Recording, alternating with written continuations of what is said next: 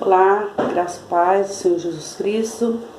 Mais uma vez, estamos aqui para dar continuação ao nosso estudo, da Palavra de Deus, que se encontra lá no Salmo 23.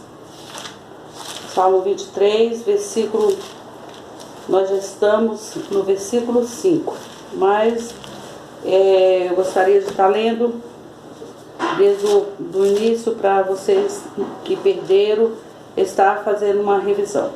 Então a palavra de Deus é assim: o Senhor é meu pastor, nada me faltará. Deitar-me em faz, em verde espaço, guia-me mansamente às águas tranquilas. Refrigera minha alma, guia-me pela vereda da justiça, por amor do seu nome. Ainda que eu andasse pelo vale da sombra da morte, não temeria mal algum, porque tu estás comigo, a tua vara e o teu cajado me consolam. E o que nós vamos estar estudando hoje vai ser o 5, que fala assim: preparas uma mesa perante mim, na presença dos meus inimigos. Unge a minha cabeça com óleo e o meu cálice transborda. Então, o verso 5, ele fala da preparação da mesa, Prepara uma mesa perante mim na presença dos meus inimigos. Essa mesa na presença dos inimigos, ela aponta para uma abundância da provisão de Deus na nossa vida, Da provisão de Deus para os seus filhos, Faz parte da metáfora lá do salmista Davi, comparando Deus como o pastor que não deixa faltar nada, Alguns estudiosos acham que Davi estava falando sobre, não só sobre o pastor, mas também como um anfitrião, Outros acreditam no fato de ser assim um anfitrião que prepara também, quando chega o convidado em casa, prepara aquela mesa farta de café, com pão, bolos, frios, e oferece para os seus convidados, Ou então o pastor mesmo, que prepara também a mesa para as ovelhas, que faz a preparação do alimento para as suas ovelhas, que nutre, Davi aqui ele poderia estar usando as duas metáforas, usando realmente do anfitrião, porque o anfitrião, quando chegava alguém na sua casa, ele, como ele era um bom anfitrião, ele ungia a cabeça com óleo. Lembra lá daquela mulher que ungiu Jesus, e o Simão, o dono da casa, ficou pensando no seu coração: como pode essa mulher estar gastando um óleo tão caro, um unguento tão caro assim?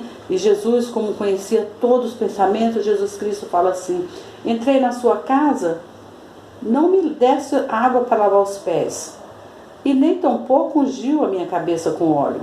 Então, quando as pessoas recebiam, era costume naquela época, as pessoas que recebiam alguém na sua casa, elas traziam uma bacia com água para lavar os pés, uma toalha para secar, e trazia também o óleo para ungir a cabeça, E preparava aquela mesa na presença de todos ali, O convidado, ele que respeitava o seu anfitrião, ele tinha esse cuidado. E o pastor também, ele tinha o cuidado, ele provia o seu rebanho quando recolhia no aprisco.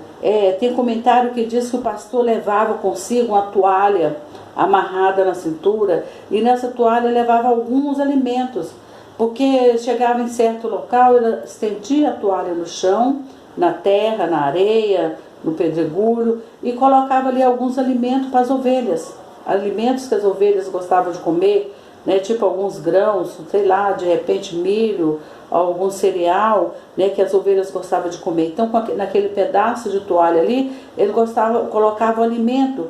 Então, aquilo ali representava também um banquete, para as ovelhas que estavam famintas, que precisavam comer, E aquelas ovelhas que estavam fracas também, elas comiam e ficavam fortinhas, para comer e fortalecer, Dentro do aprisco havia comida em abundância para o rebanho. Havia alimento e repouso em abundância. Então, dentro do aprisco existia uma mesa farta, Metaforicamente uma mesa, mas como eram ovelhas, era talvez os coxos, as manjedouras, cheias de alimento farto, para que a ovelha pudesse levantar, ir lá, comer e ficar remoendo, com segurança. Ali havia também água fresca, o cálice de água, era um cálice, né, uma bacia com água, que chamava-se de cálice, e ele transbordava com água fresca. E era costume também dos pastores, né, misturar óleo, né, com algumas especiarias, com algumas ervas aromáticas, e passar no chifre dos carneiros, das ovelhas, nas orelhas, por causa de mosquito, né, na cabeça, para espantar os insetos, né? Porque à noite ficavam os insetos. Hoje nós trazemos para o nosso dia as moscas, os pernilongos, né? Até formiga mesmo poderia vir e estar mordendo as orelhas delas, pelo chifre, machucando, né? Então eles passavam aquele óleo para dificultar os insetos, como um repelente, tipo um repelente, na presença dos meus inimigos. Então esses inimigos poderiam ser, né, esses insetos, poderia ser, sei lá, morcego, alguma coisa assim, né? Mas aqui Davi referia a alguma coisa como uma colocação ou uma coroação, um banquete daqueles que em uma batalha também poderia colocar, porque quando eles vinham das batalhas, eles traziam alguns reféns, eles traziam pessoas como despojos, né? Aquelas pessoas que tornariam ser seus escravos, iam trabalhar para eles como escravos. Então eles traziam essas pessoas também. E quando eles chegavam na guerra, eles preparavam um banquete. E esses inimigos, eles estavam ali presentes para presenciar aquele banquete, aquele momento de alegria deles, aquele momento em que eles estavam agradecendo a Deus pela vitória. Então ali ele referia também, poderia ser esse banquete na presença dos inimigos, que o Senhor banqueteava eles na presença dos inimigos, né? Ele já havia experimentado a oposição e zombaria dos seus adversários, inclusive menosprezo na sua fé. Lembra quando ele sentava na mesa com Saul e Saul procurava a sua morte, né? Ele sentava ali para comer ali na mesa, e Saul estava ali realmente querendo a sua morte. Ao fazer essa declaração, Davi mais uma vez reforça a sua confiança em Deus como aquele que justifica, né, que dá sustento, que apesar da oposição daqueles que tentam defraudá-lo, né, definitivamente a expressão prepara uma mesa na presença dos meus inimigos, ela vem falar sobre a proteção de Deus sobre a vida dele. Porque ele sabia que quantas vezes ele tinha sentado na mesa com o próprio inimigo dele, quantas vezes ele tinha sentado ali para banquetear com Saul, com sua família, com seus grandes, e a intenção de Saul era matá-lo. E quantas vezes ele tinha presenciado estar ali com o seu rebanho, protegendo o seu rebanho, e saber que estava cuidando do seu rebanho, que tinha inimigos rodeando ali o aprisco, o curral, mas ele estava ali para proteger as suas ovelhas. Então, desse mesmo jeito, ele acreditava que Deus era o abrigo dele, que Deus, ele mesmo que colocasse ali um banquete na presença dos inimigos, ele estaria protegido pelo Senhor, né? Nós podemos ver aqui os méritos desse banquete, desse pastor bondoso. Ele cabe a quem? A Cristo. Jesus Cristo, que é o nosso bom pastor. Não consiste no motivo de vanglória do cristão, onde o cristão pode dizer assim: o Senhor me protege porque eu sou filho de Deus, porque o Senhor me protege porque... Não. Os méritos aqui são de Jesus Cristo. A Bíblia representa Cristo como pastor que cuida das suas ovelhas, que dá a vida por elas. Se temos algum favor da parte de Deus, os méritos são de Jesus. Se somos aceitos na família de Deus, isso deve à justiça de Cristo. A justiça de Deus em Cristo Jesus. Vamos ler alguns versículos aqui, que nos diz, lá em João capítulo 10, todos os versículos, todo o estudo que eu estou fazendo sobre o bom pastor, sobre o Salmo 23, eu baseio muito no livro de João capítulo 10, João capítulo 10, do verso 11 ao 16, né? Fala assim: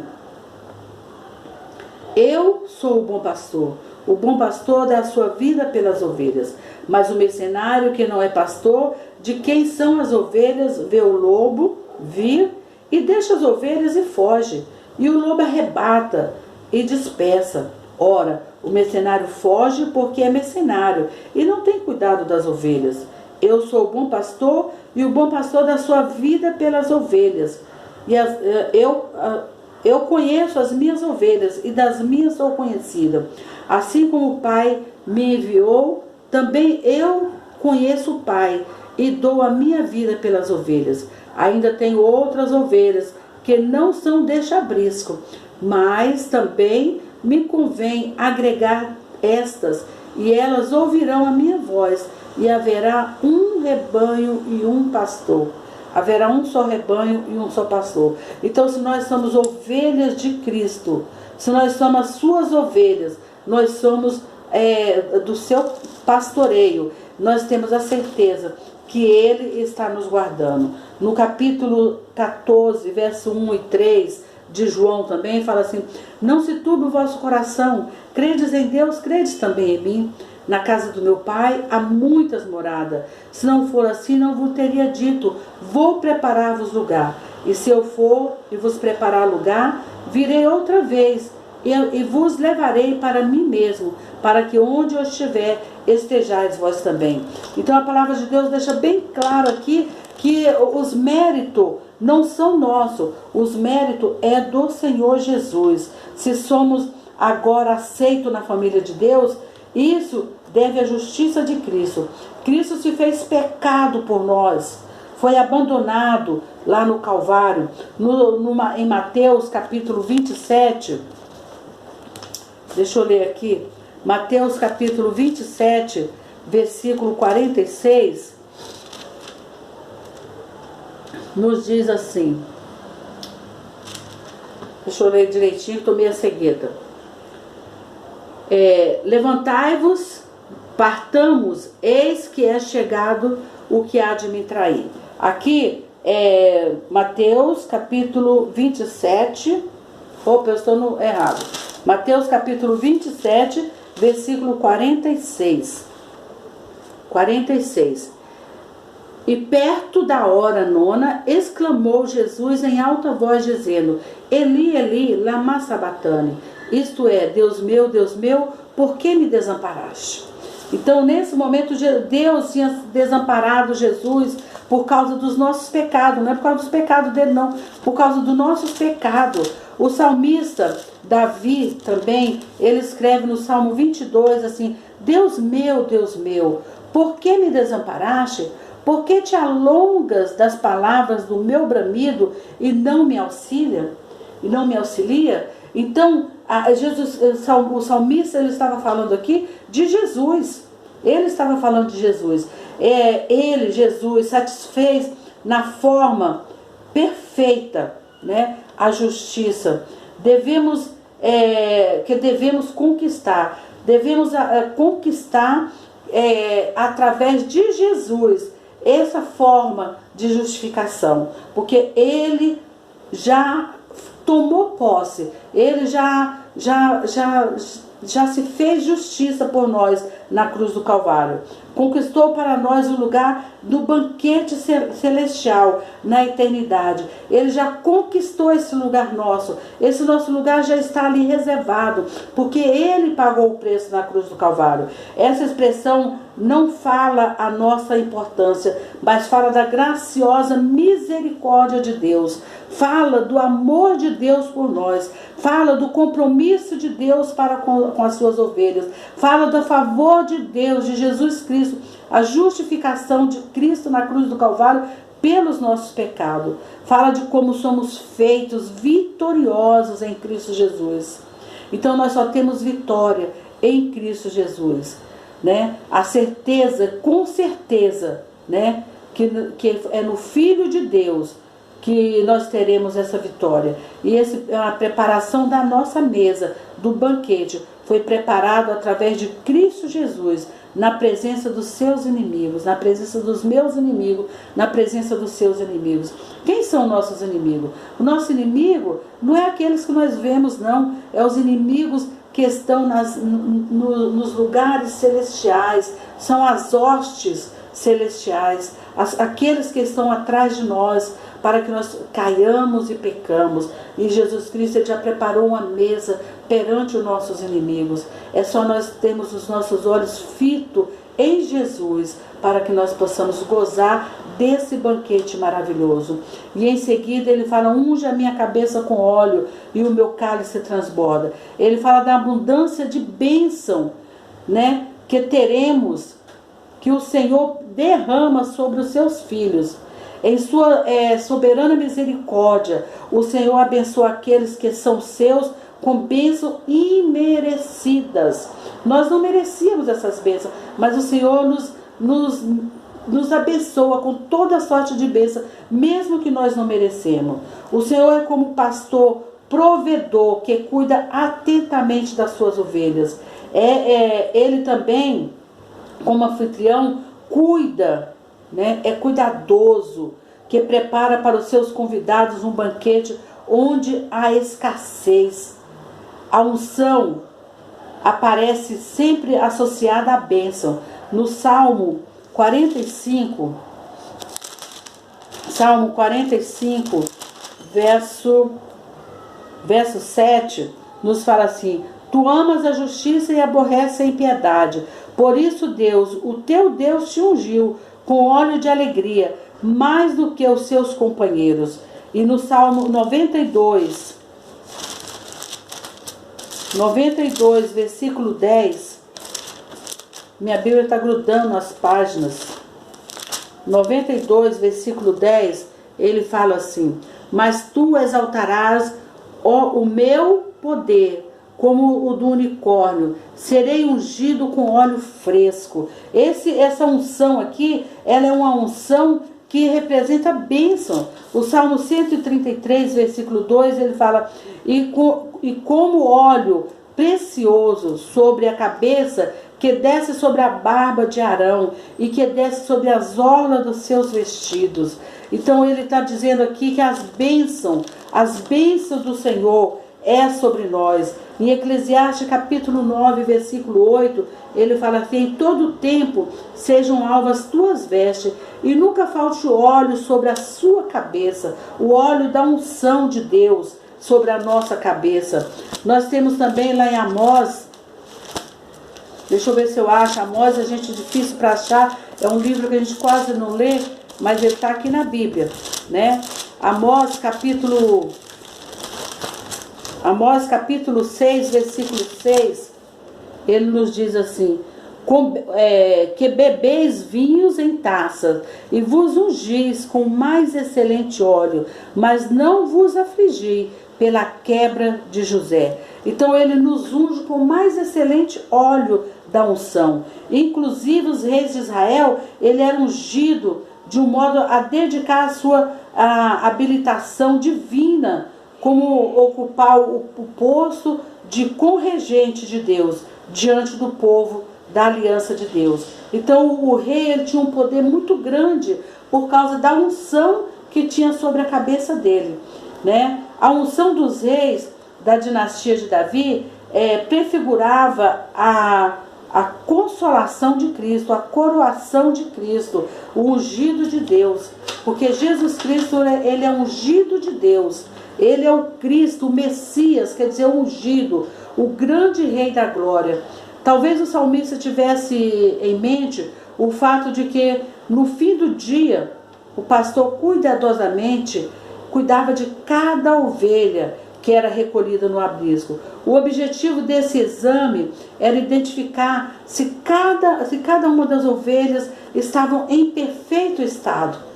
Então o pastor, ele cuidava de cada uma, era passado diante dele e ele olhava para ver se tinha algum ferimento, se tinha alguma pedra nos seus cascos, se tinha espinhos nos seus pelos, se tinha algum corte na sua boca, nas suas orelhas, se tinha alguma frepa, algum galho enfiado dentro das suas lãs, se tinha alguma ferida. Além disso, o pastor colocava aquele óleo que eu falei no chifre, nos lombos das ovelhas, como repelente dos inimigos da noite, dos inimigos noturnos, talvez morcegos, mosca, algum inseto que viesse para poder chupar o sangue das ovelhas, para poder machucar as ovelhas. Era costume também dos anfitriões ungir, cuidadosamente os seus convidados, como eu falei no começo, lá no Salmo 104,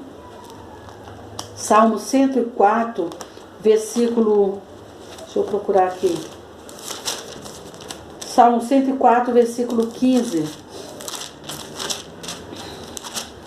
a palavra de Deus nos diz, nos afirma, 104, 15, o vinho que alegra o meu coração, ele faz reluzir o meu rosto com o azeite, e o pão que fortalece o meu coração.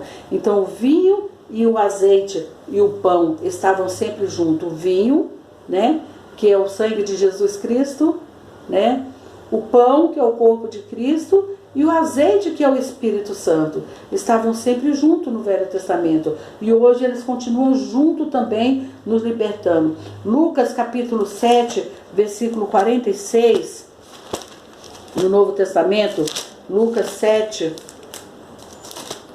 versículo 46.